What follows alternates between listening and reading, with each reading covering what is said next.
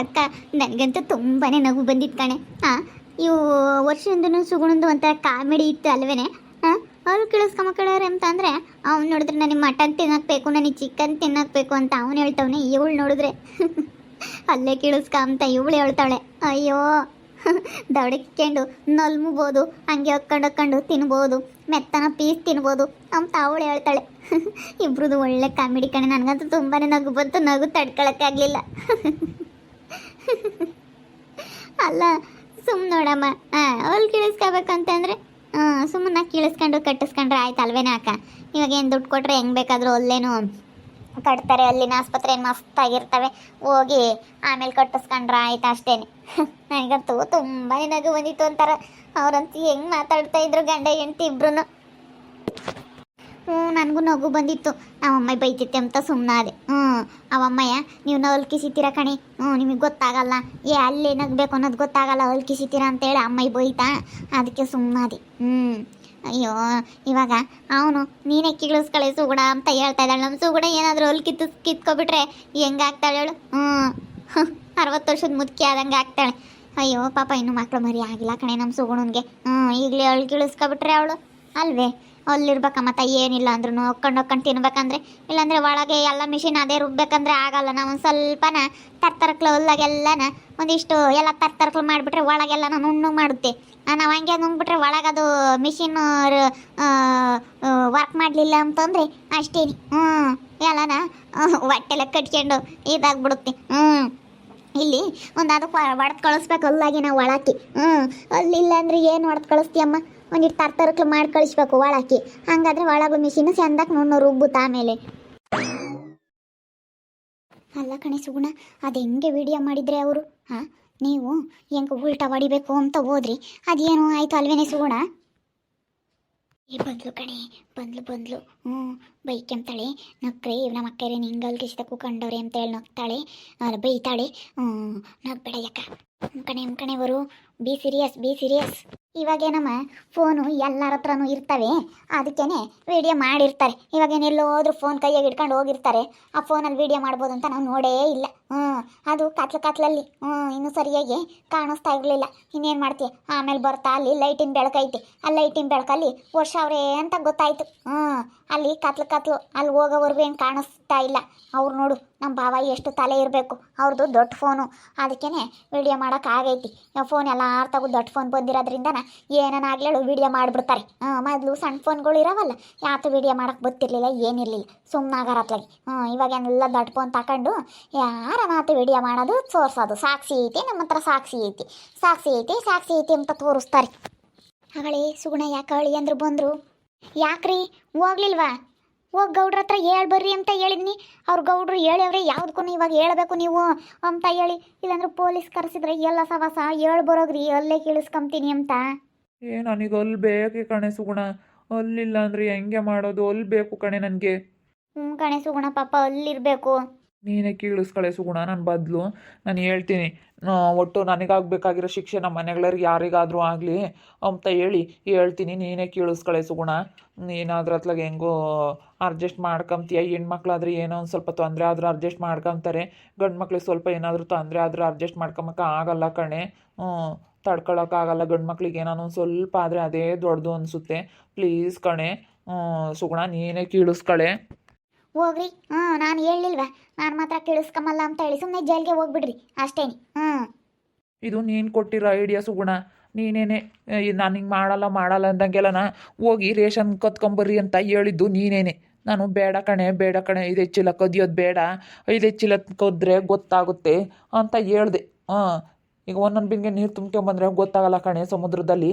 ಅದೇನೇ ಜೋರಾಗಿ ಕೈ ಬಿಟ್ರೆ ವಾಲ್ತಿರುವಿ, ಜೋರಾಗಿ ಹೋದರೆ ಎಲ್ಲ ಗೊತ್ತಾಗ್ತವೆ ಅಂತ ನಾನು ಹೇಳಿದೆ. ನೀನು ಕೇಳಲಿಲ್ಲ. ನೀನೇ ಹೇಳಿದ್ದು, ನೀನೇ ಈ ಐಡಿಯಾ ಕೊಟ್ಟಿದ್ದು, ನೀನೇ ಕೀಳಿಸ್ಕ. ಹಂಗಾದ್ರೆ ಇವಾಗ ನಾನಂತೂ ಕೀಳಿಸ್ಕೊಂಬಲ್ಲ. ಇವಾಗ ಇಬ್ಬರಿಗೂ ಮಕ್ಕಳು ಮರಿ ಆಗಿಲ್ಲಪ್ಪ. ಇವಾಗ ಇಬ್ಬರು ಕೀಳಿಸ್ಕೊಂಡ್ರು ತೊಂದರೆ ನೀನು. ಸುಮ್ಮನೆ ಯಾರನ್ನ ವಯಸ್ಸೋಗಿರೋರಂತರಿಗೆ ಕೀಳಿಸ್ರಿ. ನಮ್ಮ ಮನೆಗಳವ್ರು ಯಾರಾದ್ರೂ ನಾವು ಶಿಕ್ಷೆ ಪಡ್ಕೊಂತೀವಿ ಅಂತ ಹೇಳಿ ನಿಮ್ಮ ಮನೆಗಳವ್ರು ಯಾರನ್ನ ಅಲ್ಲಿ ಕೀಳಿಸ್ಕೊಳ್ರಿ ಸುಮ್ಮನೆ. ರೀ, ನಿಮ್ಮ ಅಮ್ಮನಿಗೆ ಹೆಂಗೂ ಮಕ್ಕಳು ಮರಿ ಎಲ್ಲ ಆಗೈತೆ, ಮೊಮ್ಮಕ್ಕಳು ಆಗಿದ್ದಾವೆ, ಆ ವಯಸ್ಸು ಹೋಗೈತೆ. ನಿಮ್ಮ ಅಮ್ಮನಿಗೆ ಇನ್ನೇನಾಗಬೇಕಾಗೈತೆ? ಅದಕ್ಕೆ ಆ ಅತ್ತಿಗೆ ಹೇಳ್ರಿ ಸುಮ್ಮನೆ, ನೀನೇ ಕೀಳಿಸ್ಕೊಳತ್ತೆ. ಈಗ ಅಮ್ಮ ಹಿಂಗೆ ಹೇಳೋರು ಕಣಮ್ಮ, ನೀನೇ ಕೀಳಿಸ್ಕೊಳಮ್ಮ ಅಂತ ಹೇಳಿ ನಿಮ್ಮ ಅಮ್ಮಗೆ ಹೇಳೋಗ್ರಿ. ಹೋಗು ನಿಮ್ಮ ಅಮ್ಮಗೆ ಹೇಳೋಗು, ಅಲ್ಲಿ ಕೀಳಿಸ್ಕೊಳಮ್ಮ ನನ್ನ ಬದಲು. ಹಿಂಗೆ ಹೇಳೋರು ಏನು ಮಾಡೋಣ, ನನಗೆ ನಮ್ಮ ಮಕ್ಳು ಮರಿ ಆಗಿಲ್ಲ, ನಿಂದೇನೆಲ್ಲ ಪೂರೈಸೈತೆ, ನೀನೇ ಕೀಳಿಸ್ಕೊಳಮ್ಮ ಅಂತ ಹೇಳಿ ಹೇಳೋಗು ನಿಮ್ಮ ಅಮ್ಮಗೆ. ಅಮ್ಮಗೆ ಹೇಳೋಣ ಸುಗುಣ, ಅಮ್ಮಗೆ ಏನಂಬುತ್ತೋ ಏನೋ.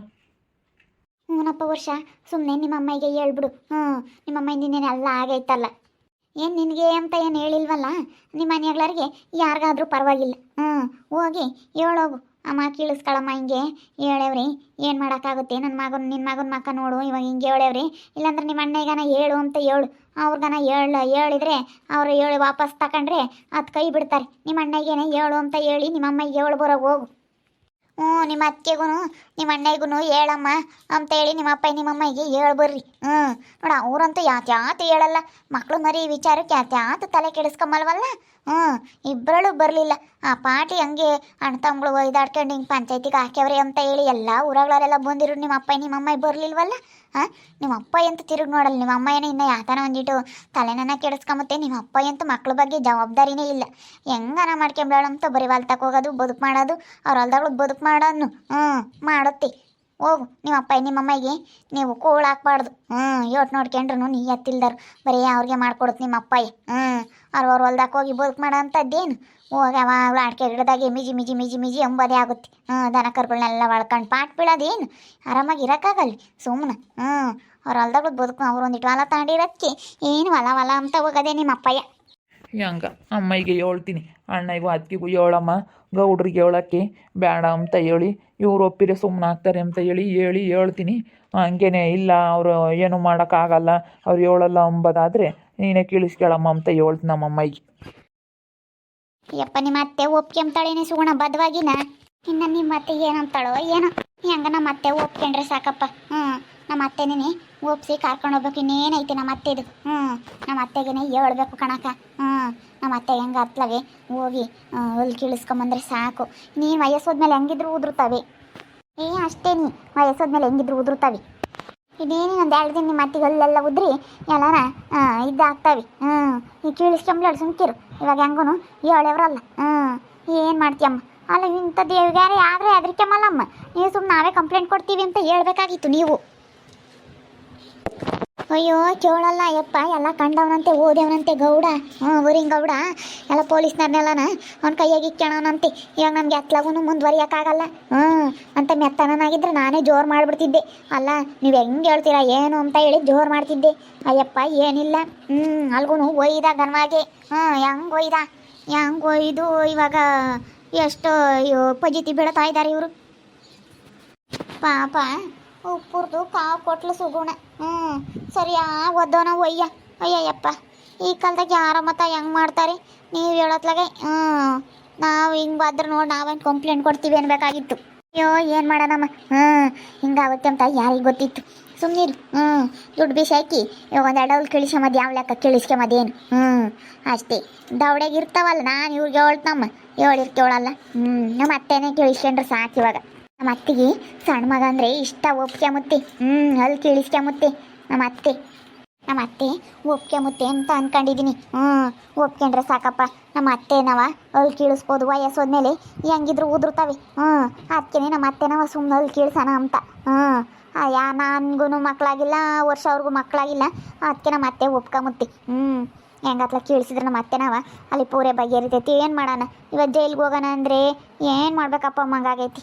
ನೋಡ್ತಾ ಇರ್ರಿ, ಏನೇನಾಗ್ಬೋದು ಅಂತ ಮುಂದಿನ ಭಾಗದಲ್ಲಿ ನೋಡ್ತಾ ಇರ್ರಿ. ಹಾಗೆ ವಿಡಿಯೋ ಬಗ್ಗೆ ನಿಮ್ಮ ಅಭಿಪ್ರಾಯವನ್ನು ಕಮೆಂಟ್ ಮಾಡಿ ತಿಳಿಸಿ. ಹಾಗೆ ವಿಡಿಯೋ ಇಷ್ಟ ಆಗಿದ್ದರೆ ಲೈಕ್ ಮಾಡಿರಿ. ಇನ್ನೂ ನಮ್ಮ ಚಾನಲ್ನ ಯಾರು ಸಬ್ಸ್ಕ್ರೈಬ್ ಮಾಡ್ಕೊಂಡಿಲ್ಲ, ತಪ್ಪದೆ ಈ ಕೂಡಲೇ ಸಬ್ಸ್ಕ್ರೈಬ್ ಮಾಡ್ಕೊಳ್ರಿ. ಹಾಗೆ ನಿಮ್ಮ ಸ್ನೇಹಿತರಿಗೆ ಎಲ್ರಿಗೂ ವಾಟ್ಸಪ್ ಫೇಸ್ಬುಕ್ ಮುಖಾಂತರ ವಿಡಿಯೋನ ಶೇರ್ ಮಾಡಿ.